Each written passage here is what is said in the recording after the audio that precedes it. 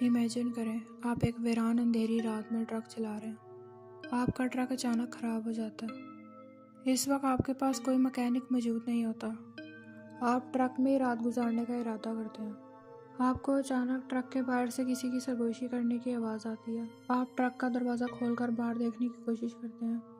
وہاں کچھ لوگ موجود ہوتے ہیں۔ آپ ان سے کچھ سوال کرتے ہیں لیکن وہ آپ کا جواب نہیں دیتے، بس آپ کو اپنے ساتھ چلنے کا اشارہ کرتے ہیں۔ آپ ان کے ساتھ چل پڑتے ہیں اور وہ آپ کو ایک قبرستان کے پاس لے جاتے ہیں۔ وہ لوگ آپ سے کہتے ہیں اب تم ہمارے ساتھ یہیں رہو گے۔ بتائیں اس موقع پر آپ کیا کریں گے؟ آئیے سنتے ہیں ایسی ہی ایک کہانی میری زبانی۔ یہ ایک سرد رات تھی تو ہم تینوں دوستوں نے ایک ویران سڑک پر ٹرک چلانا شروع کیا۔ ہم نے کئی گھنٹوں تک ٹرک چلایا مگر ایک دم ٹرک خراب ہو گیا۔ ہم نے ٹرک کو فوراً روک دیا اور اس کی جانچ پڑتال کرنا شروع کی لیکن ہمیں کچھ نہیں ملا۔ ہم سب دوستوں نے مل کر ارادہ کیا کہ ہم رات ادھر ہی گزاریں گے اور صبح مل کر کسی مکینک کو ٹرک تک لے آئیں گے۔ ہم ٹرک میں ہی سو گئے۔ آدھی رات کو ایک عجیب آواز سے بیدار ہوئے۔ یہ آواز ٹرک کے باہر سے آ رہی تھی۔ ہم نے ٹرک کا دروازہ کھول کر باہر دیکھنے کی کوشش کی۔ وہاں چند لوگ کھڑے تھے۔ ہم ٹرک سے باہر اتر گئے۔ کچھ لمحے بعد ہم نے ان لوگوں سے بات کرنے کی کوشش کی لیکن انہوں نے ہماری کسی بات کا جواب نہیں دیا، لیکن ان لوگوں نے ہمیں اپنے ساتھ چلنے کا اشارہ کیا۔ ہم ان کے ساتھ چل پڑے۔ وہ ہمیں ایک ویران جگہ پر لے گئے جہاں ایک قبرستان موجود تھا۔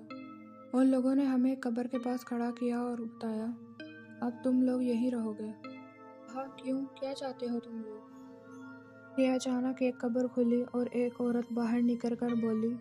اس عورت نے ہمیں کہا تم لوگ اب ہمارے ساتھ ہی رہو گے۔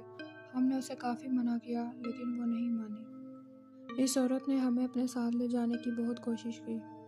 ہم نے دیکھا کہ اس عورت کے ہاتھ میں ایک زنجیر بندھی ہوئی تھی جو ہمارے ٹرک کے ساتھ لگی ہوئی تھی۔ ہم نے فوراً ایک پتھر کی مدد سے اس زنجیر کو توڑ دیا اور فوراً ٹرک میں سوار ہو گئے۔ ہم نے ٹرک چلانا شروع کیا اور سائیڈ مرر کے ذریعے سے دیکھا وہ عورت ہمارے پیچھے ہی بھاگ رہی تھی۔ ہم نے ٹرک کی رفتار بہت تیز کر لی مگر وہ عورت اب بھی ہمارے پیچھے بھاگ رہی تھی۔ ہم نے دیکھا کہ اس عورت کی شکل اب پہلے سے زیادہ خوفزدہ ہو گئی تھی۔ اس عورت کے چہرے پر خون تھا اور آنکھیں غیر معمولی طور پر چمک رہی تھی۔ اسی لمحے ہمارا ٹرک اچانک سے رک گیا اور وہ عورت ہمارے سامنے کھڑی تھی۔ اس عورت نے ایک بھاری آواز میں کہا اب تم لوگ میرے ساتھ رہو گے۔ ہم دوستوں نے اسے بولا نہیں ہمیں چھوڑ دو، لیکن وہ نہیں مانی۔ اس نے ہمیں ٹرک سے باہر کھینچ لیا۔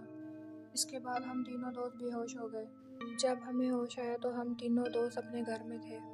ہم نے اس ویران سڑک پر صبح جا کر دیکھا ہمارا ٹرک اسی جگہ پر موجود تھا جہاں خراب ہوا تھا۔ ہم نے فیصلہ کیا کہ ہم اس راستے پر دوبارہ کبھی نہیں آئیں گے، لیکن آج بھی اگر ہم اس راستے سے گزرتے ہیں تو ہمیں وہ عورت نظر آتی ہے اور ہم جان گئے ہیں کہ وہ راستہ واقعی میں خوفزدہ ہے۔